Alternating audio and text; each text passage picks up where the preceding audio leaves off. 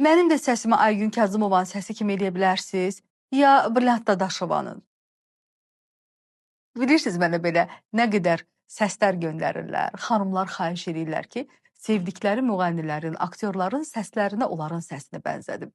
Bir vaxt plastik cərrahlar bunu deyəndə inanmırdım.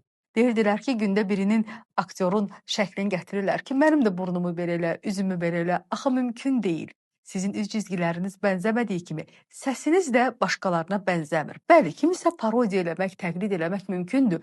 Bu zaman 5-10 dəqiqə içərisində bu adamın səsi kimi danışa bilərsiniz, sonra yenə öz səsinizə qayıdacaqsınız. Və yaxud təbiətən də kiməsə səsiniz bənzəyə bilər. Amma yenə də eynisi olmayacaq. Amma mən sizə hansı bir səsi bəxş eləyəcəm? Bax, onu demək istəyirəm. Mən sizə öz səsinizin pro variantını, belə deyək, müasir sözlərdə daha yaxşı variantını təqdim eləyəcəm.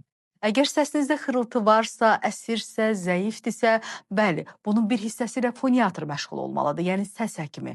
Bəlkə də bilmirsiniz, böyle bir həkimlər var, foniatrlar. Çünki kimə demişəm, çoxları bilmir. Foniatrlardan keçirsiniz, onların müayinəsindən keçirsiniz.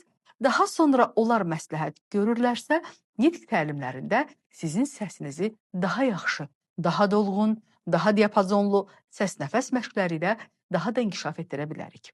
Bunun üçün bir ay yox, bir aydan çox müddət lazım olacaq. Demək olar ki, dərslərdə məsuliyyətli olmalısınız, verilən tapşırıqları yerində, vaxtında, zamanında təhvil verməlisiniz ki, səsiniz gözəlləşsin. Təsəvvür edirsiniz, daha məlahətli danışırsınız. Daha gözəl, daha təsirli, daha inandırıcı. Bəylər və xanımlar, hər ikisi də bu təlimdən yararlana bilər və zəvklərinizi gözləyirəm. Buyurun.